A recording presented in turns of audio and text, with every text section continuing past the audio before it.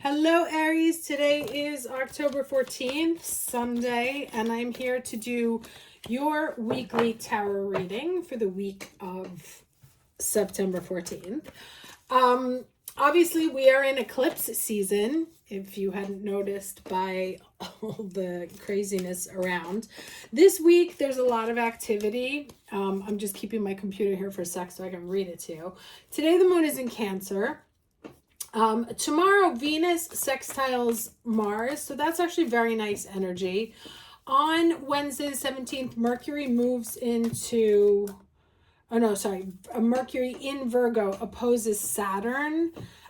That's kind of a fight, and the moon in Leo means someone is grandstanding. The next day, on the 18th, Mercury moves into Libra. And the same day, Mercury in Libra opposes Neptune in Aries. Now, Mercury opposite Libra is usually a lie. So someone's not telling the truth there. And then on Friday, Venus moves into Virgo.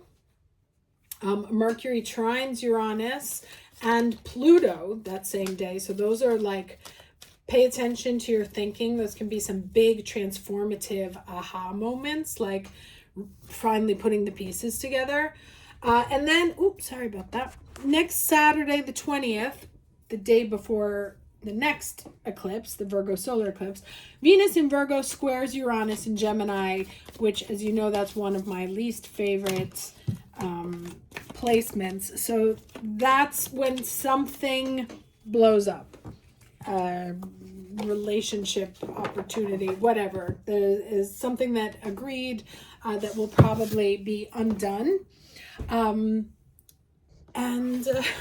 With all that fun news, let's get into the cards for the week. All right, let's get the overall energy here for the Aries watching this video. What is the overall energy of the week of October 14th for the Aries watching this video? My daughter's back at school, so I get the desk back. Overall energy for the week of October 14th. I am not at all surprised to see this card. This can be, this is like, I could not sum up what's going on right now in humanity in our own lives. So to quote Britney Spears, not a girl, not yet a woman. So still in this phase, which is why it's so confusing, because you can get glimpses. I'm sorry, I promise I will stop kicking the camera. You know what you don't want, but what it is becoming is still incomplete, right? Like the picture's not entirely clear. There's clues of what isn't working. I would say they're pretty blatant at this point. But it's not a full picture of how to get out of it, right? And so things are split. Let's see what else comes up. Now, I usually use, and I have always used, a different deck for the challenge energy, but I grabbed the wrong deck, and I was going to go back and pick it up, and I just assumed that was part of what the universe wanted from this read, so I left it that way. So let's go ahead and get the challenge energy for the week of October 14th.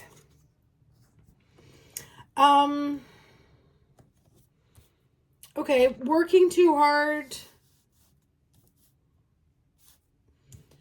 being too focused, not being too micro, not able to take a step back and see things.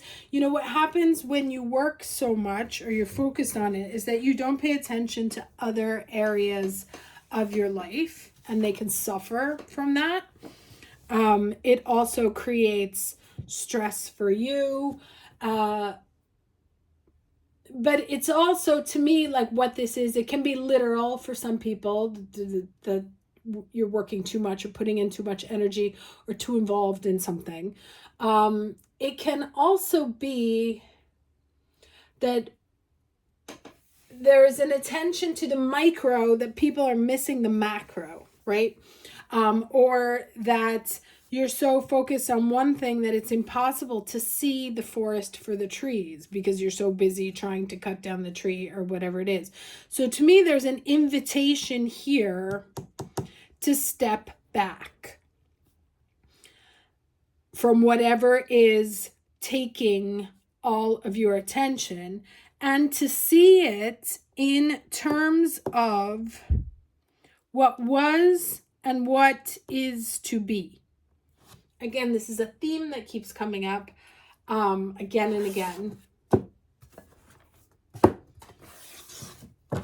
Let's see what else comes up in the lesson here. What is the lesson for the week of September 15th?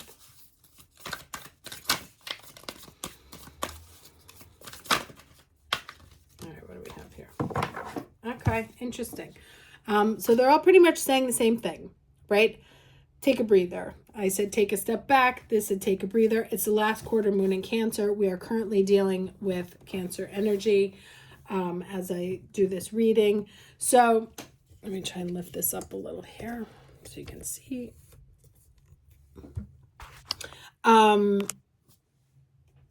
Yeah, so careful wherever obsessions are developing, and whatever it is that you have going on, be able to detach from it emotionally in order to see the whole situation.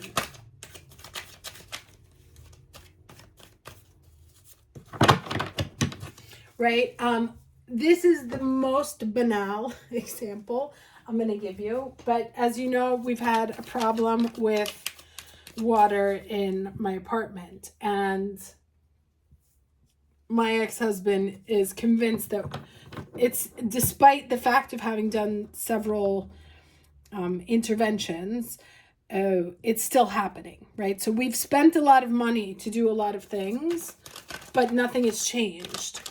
But in the process of doing all this, we've gone from, it could be any of these problems, to slowly narrowing down the field to now we know essentially where, exactly down to like a square meter, where the problem has to be.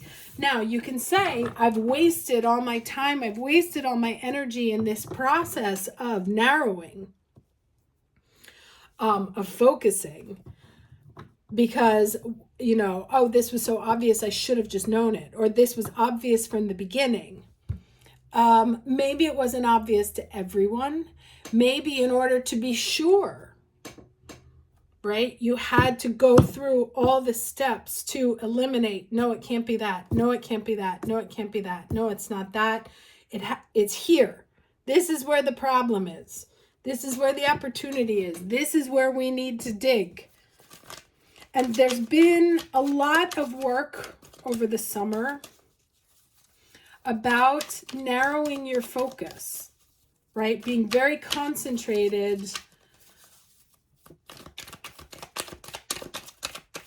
on where the opportunity is or what's next, right? And you're probably exhausted because you're like, I just want to fucking get this fixed. Whatever it is. Yeah, so 8 of Wands, lots of stuff going on, lots of things flying at you, sense of overwhelm.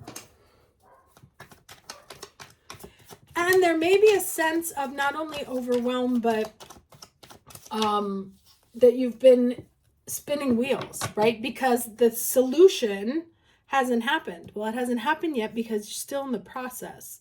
You've eliminated, you now know what isn't, and you're moving into what is. So even if you feel like, God, I've been putting in all these energies, I'm so tired, I just want this to work. I just want to get to the next step already. I want to get to the next level already. This is exhausting. August, both of these 8s here, has been exhausting, and also July. I'm tired. I need an answer. And so what this is saying is take a step back, take a breather, see how far you've come, right? Like I said, my ex-husband's still focusing on the fact like, oh, we should have just drilled here immediately. And I said, but we would have just been opening things in the house blindly. I don't know if any of you saw the movie Money Pit, one of my favorites, but at a certain point they have like 18,000 different things open. And so sometimes, yeah, you have to invest time, energy, and money, and it's not the right answer, but it doesn't mean it hasn't been useful. All right, Six of Pentacles, feeling out of balance, feeling that things are not equal, that you've been giving a lot to a situation and haven't been getting much back. Or investing a lot in something and haven't gotten a return yet.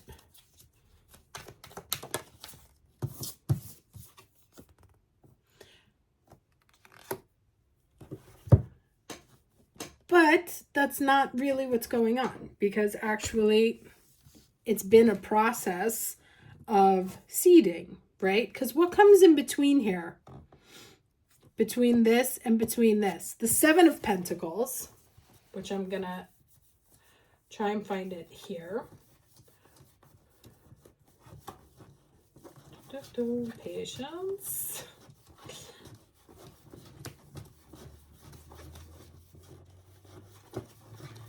It's going to be the last two cards as always.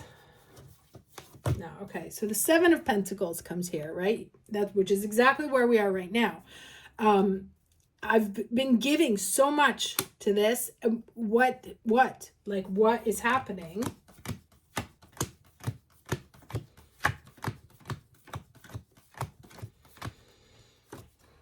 Invested so much work, focused, and still feeling like nothing's coming of it. But that's not true, because the efforts have been well invested. They've been well spent. And if you take a break, take a breather, take a step back, you will see that, yes, it's entirely possible that all the energy you have invested could potentially be seen as wasted because you didn't get the right answer the first time. Or it can be considered as a careful, intentional, and methodical approach from the universe to make sure that actually it's the smartest way of going about things, right? We always assume that the other way things could have happened would have been way better. We never we never calculate that, like, what could have happened on the other side could have been way worse, right? And so this like very slow, constant things not working out the first time, which is incredibly frustrating, especially for an Aries, has been to help you narrow the field of vision. But so you can be sure, right? Because let's take my bathroom example, right? Let's say for some, the first thing we did was dig there or break open the walls there. And we found one thing that was a problem. And then we spent even more money to like fix it up. And we thought it was fixed. But then, hey, actually, there was also a problem with the tubes that because we didn't go through things methodologically, but just jumped into it, now we have to open up everything again and fix the tubes, right? So it doesn't mean that the shortest answer is the best answer. It could be the shortest first answer, but that still has a follow-up question. And so this whole process of having to work very hard and irritatingly slow, because it's pentacles, so it's earth energy, has been for you to get very, very, very clear on what the actual situation is, right? And this can be with a person, right? We also have this other situation where there was like Could I be interested? Could I not be interested? But if we were to jump into it, it would have been way worse. So how can we just like observe each other from a distance, you know, or having these slow encounters that are never exactly like getting to the point, but they're revealing things about the other person or about the situation that are priceless information for you to know that that's not your person, right? And so this whole process has been about helping you to narrow the field of focus in a healthy and sure way, right? To the point where you can now look at the past and be like, definitely not. I'd like it to look like this. It's not there yet. It's not complete. But I definitely know what I don't want anymore. Right? And I've been thinking about this for the last 2 days because my whole life, I have Saturn right on my south node, very close to my Mars in Gemini, which means that usually the things that I want to do are very tedious. And I get to yes through many no's, right? Like I don't know what I need immediately. And so I kind of like bump into walls for a while and it's like, oh, okay, this is what I want. But now I'm confident in my choice because I know those other walls weren't the right ones. Whereas if you had like jumped into it and it worked out well, you'd always have a question mark. And so that's really what this whole time period has been about. I am not surprised to see this one at all. The card is called the Chopwood. I'm going to read it to you because it is the words here that are very important for what's going on right now and sort of echo what I've been saying. And did I just open right up to it? I opened right before it. So it says, there are times when the big dream is meant to lie dormant in your consciousness so that you can pay attention to the simple chores in your life. Consider why pruning a tree is the forerunner of delighting in the beautiful blooms when it is in... Okay, hold on. Consider why pruning a tree is the forerunner of delighting in the beautiful blooms when it is in full blossom. I have no idea what that means, but carrying on. The mundane act of pulling off dead leaves, watering the soil, and then leaving it be to let nature take its course is an important step in manifestation. Taking your attention away from your goal brings you into a state of receptivity. And that's what all this has been saying, right? Take a step back from what it is that you are working so hard, because when you put that much pressure on it, it can't come. This is the deeper purpose for releasing attachment. When you engage in everyday tasks in a meditative, contemplative way, you clear your energy to receive your aha moment, which brings you ever closer to what you seek. No, this is the one I wanted to read. Okay, yeah. So it says, now is the time to take small steps rather than larger leaps on the journey to creating your most prosperous life. Move your focus off your big dream and attend to the mundane chores. Focus on the little things that may have piled up while you've been mapping out the greater plan for the life you aspire to see manifest into reality. Chop wood, carry water, as the Zen proverb advises, or wash dishes, walk the dog. And while you're doing all that, Spirit will have a chance to move mountains and set wondrous miracles in motion for you. Remain humble and aware of the present.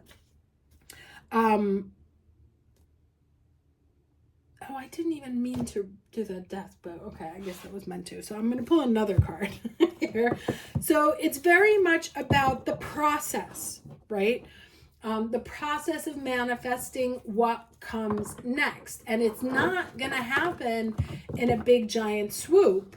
It's going to happen by the little tiny steps. And even though it can feel to you like wasted time, it can feel like energy, like failure because it hasn't happened.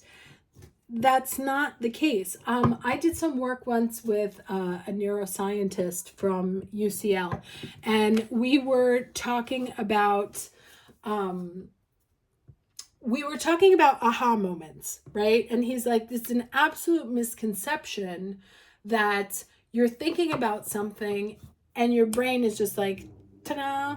He says, what has actually happened is that your brain has made hundreds, thousands, dozens of neuronal connections, new synapses, associating one thought with another, developing pattern recognition and exploring that into other channels, right? Taking what it knows from the past and making new associations to create the future.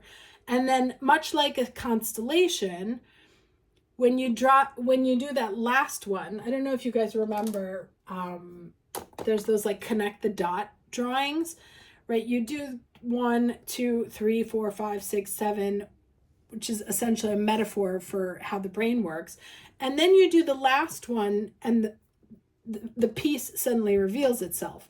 Now, that's what an aha moment. It's not suddenly one single thought. It's the process of connecting all of those dots before you get there that can enable that last single stroke that is like, ah. But it's actually been a very long process of elimination or addition, right? And when I was reading the astrology at the beginning, I'm pretty sure I was talking about like there's a lot of Mercury activity this week. So you may have some realizations, and there may be a tendency to be like, well, shit, why didn't I think about this earlier? Or why didn't we realize this before? Oh, this has been sitting in front of me the entire time. But again, and I want you to think about those connect the dot forms. If you had just gone straight, you wouldn't have the shape, right? So the process of building that shape is that it's got to go empty line, empty line, empty line, empty line, empty line, empty line. All of a sudden it's a shape.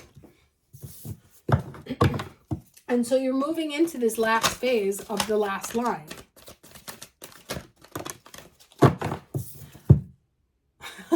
Okay, I don't know how much clearer it can get. Archangel Ramiel Aragonite Rest. That's a 2. And this just means, again, and this came up, we have a lot also in retrograde. So really just don't push things this week. So we bring you the gift of rest. We ask you to reflect on what you truly need. Do you need a break for an hour or so now to relax and recharge? Or do you need to change your lifestyle to more regularly include rest so you sustain your vitality, sense of well-being, and creative energy? Do you need rest that is active, that helps you switch off your mind and come out of your head and into your body?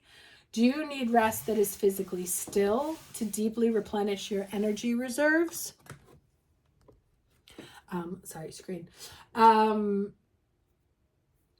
At a deeper cellular level, do you need mental rest to let go of worry and stress, or emotional rest to let you off an emotional roller coaster and into some simple acceptance and happiness for a time?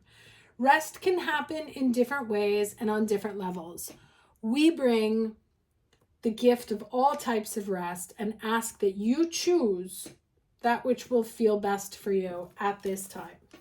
Okay, so I'm also just getting a strong sense that there's been like a lot of like beating yourself up over some situation because it hasn't manifested, or because it's taking too long, or because you're confused.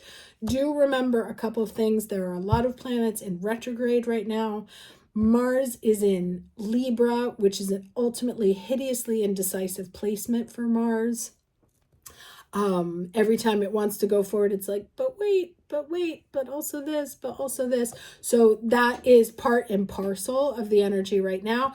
And we are also about to have a solar eclipse in Virgo in our 6th house of health and day-to-day activities. So if there's some issues coming up, right, especially around health, well-being, it's asking you, what can you also do to take care of yourself better? And in order to do that, you need to take a step back, take a breather, stop beating yourself up, understand and accept the process of manifestation, that it's not, you don't just go from 1 to 10. That's usually traumatic. So that there are all the little steps in between in order to make something happen and make it happen in a way that's solid and sustainable. Okay, so for this week, try not to do too much fighting on the internet. Take care of yourself first and foremost. Making a happy, healthy, peaceful, serene you is the best thing you can do for the world right now. Okay, I hope this was helpful. Wishing you a lovely week. Take care.